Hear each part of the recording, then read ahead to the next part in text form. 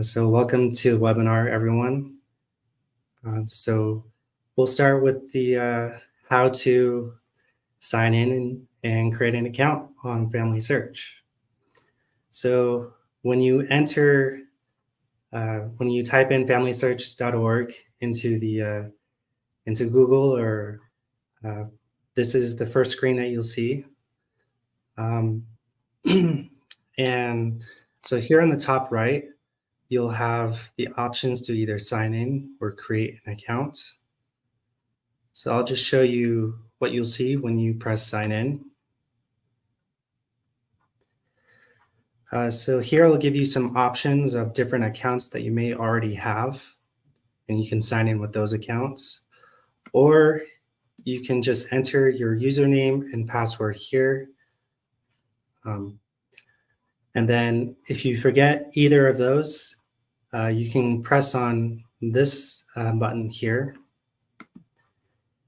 And if you do that, it'll take you to this page where you can recover your accounts using either your mobile number or email, and it will send you a text or email where you can go through the steps to make a new password and recover your account. And going back to the main page, you can also create an account here if you haven't created an account already. Same thing, you can use any of these websites to create an account, or you can press on this option, create a username and password, to enter your information and create your username, password, and then also your recovery options, either email or mobile number. And then once you've entered that information, you just can press on done, and that will allow you to create your accounts. So now we'll do an overview of FamilySearch and some of the tabs here. So here we have the five tabs, and also here we have the Help Center. So I will be going over these options here, these functions here on FamilySearch. So first, the overview of the FamilySearch tab. So FamilySearch, this is everything. The FamilySearch tab has everything to do with your tree and building your tree here on FamilySearch. So the overview just gives you basic information about starting your family tree and what it is. And if you have any more questions about that, we have webinars about using the family tree, the FamilySearch family tree. But I will show you a couple different functions of the Families Tree tab.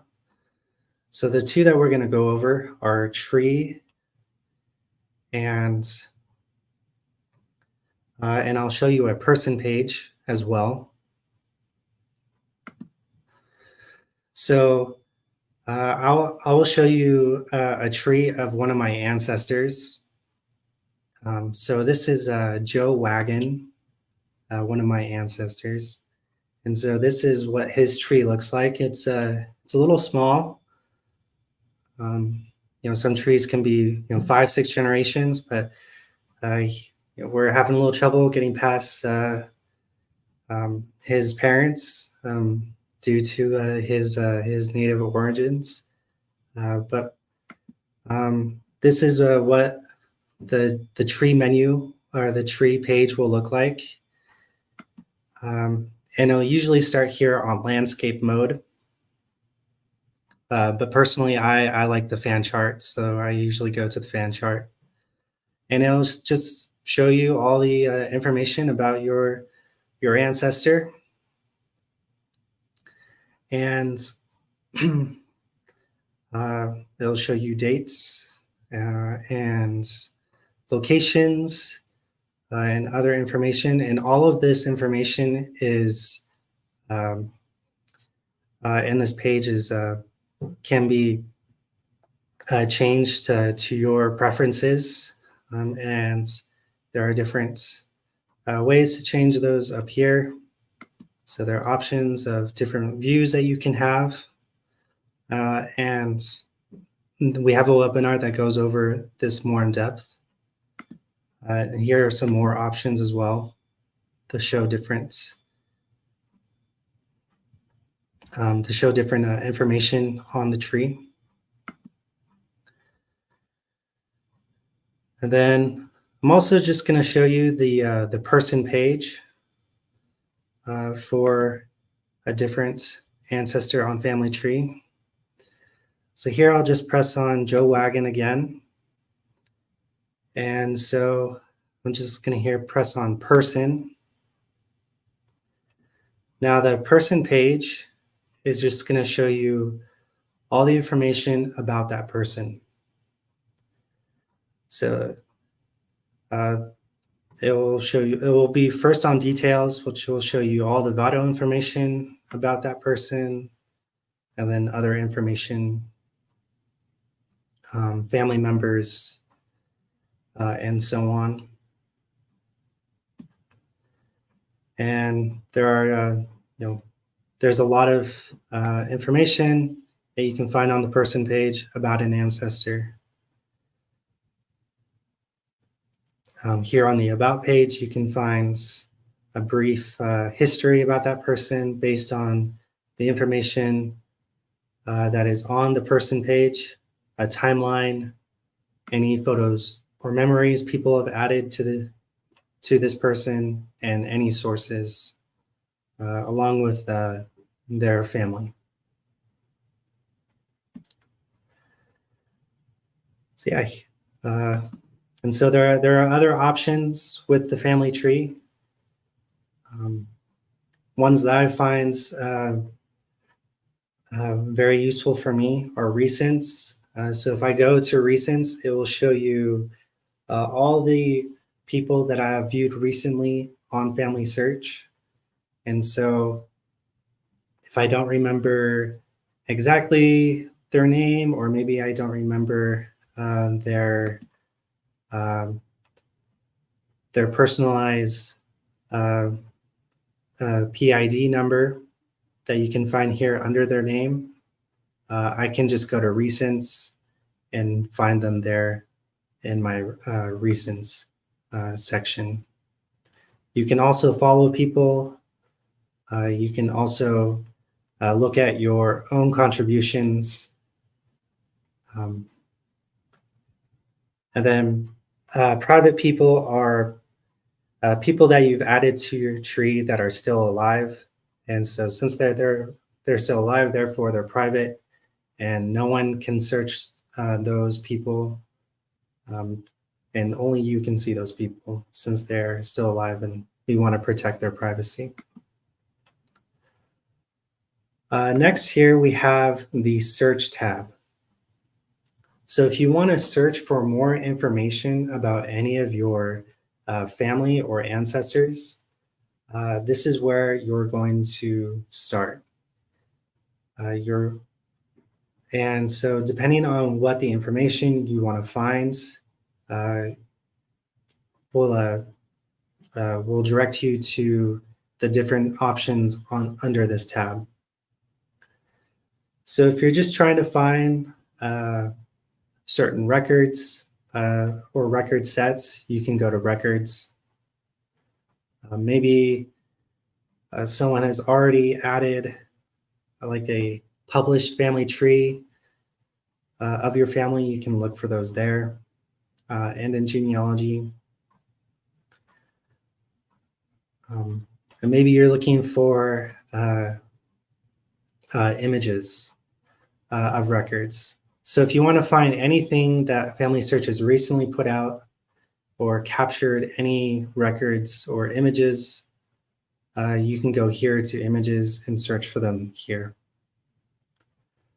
And I think one of the most important tabs here is the research wiki. So as you can imagine, research in different parts of the world can look very different, even from state to state. Here in the United States, it can look different. So if you want to know more information about researching a certain location, you can go to the research wiki. And so this is what it looks like. So right here, you can search by place or topic. So I can put in Russia, and I'll bring up all the different options, and I can just go here to Russia genealogy to learn more about how to do research in Russia.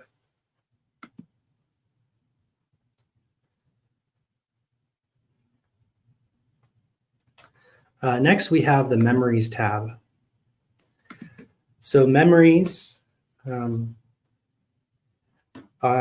this is an option for any person on the FamilySearch family tree. Is you can add pictures, documents, or even audio recordings that are about any person on the FamilySearch family tree. You can even do it for your own person page, or you can do it, or you can add memories for your ancestors. So here we have my ancestor Joe Wagon, and he has a few memories here. So as you can see, we have a picture. Then we have some information about his tribal relations.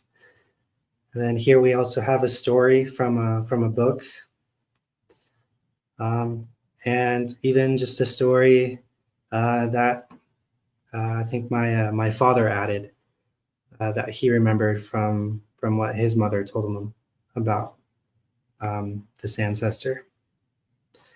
And so you can add memories, and it's there are some guidelines, but memory, you can add a lot of different types of memories, and you have a lot of options. So next, we have the tab Get Involved. So the Get Involved tab allows you to find different opportunities to share family history with others, or to index. In order to make record sets searchable, someone has to index that information into our search engine. And so you can sacrifice some of your time or contribute some of your time to index different records. And there are records in different languages. So that's an opportunity that you have to help people find records more easily by indexing them and making them searchable on FamilySearch. Because if they're not indexed, that means you have to flip through the images page by page, finding your family. It can be very tedious and time consuming. This next option here is activities. So let's say you're just trying to find some different, you're just first starting out with family history, and you're just wanting to know some, and just want to do some fun activities. You can go to this tab. And I think one of the easiest ones to do is surname origins. You can just put in your surname. And for example, my surname, Brenneman, is Swedish German origins. And most people with the last name Brenneman are either here in the United States or back in, or I'm sorry, I said Sweden. I meant Swiss. It's Swiss origins. So most people with the last name Brenneman are either here in the United States or back in Switzerland. And So this is just fun stuff that you can do with friends and family. You can see if you have any famous relatives or, um, uh, and yeah. So the last thing we're going to go over is the Help tab, which is just this question mark tab here.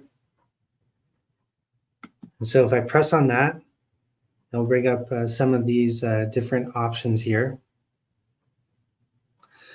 So first you'll see suggested topics. And so it will populate different questions that you might have that you can go here and look for answers for those questions.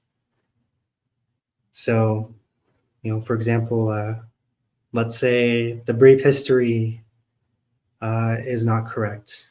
You can go to this and you can find answers to how you can correct that brief life history that we find in the About section of the person page. But let's say you can't find it in the suggested topics. You can search for articles and lessons here. And we have a lot of different articles that can help you with family history and searching for records and information here in the Help Center. We also have a community page, and I'll just show you that briefly. So if we go here to the community page, you'll see here that you can go to different groups. So make sure I'm signed in. Give me a second. Okay. So let's say you are doing research in a certain specific area of the world. There is, chances are there is a research group about that. So here we have Africa research or African American research. So if you have any questions about research in any of those areas or of the world or types of ethnic groups, you can go to those community pages and ask questions. Or let's say you have a document that's in a different language, for example, French or German. You could go to the German community group. Oh, excuse me. Go away, please. And you can upload that document and be like, hey, can you help me translate this document? And we have people here at the library or just members of those community groups around the world that will help translate those documents and help you understand what information is in there.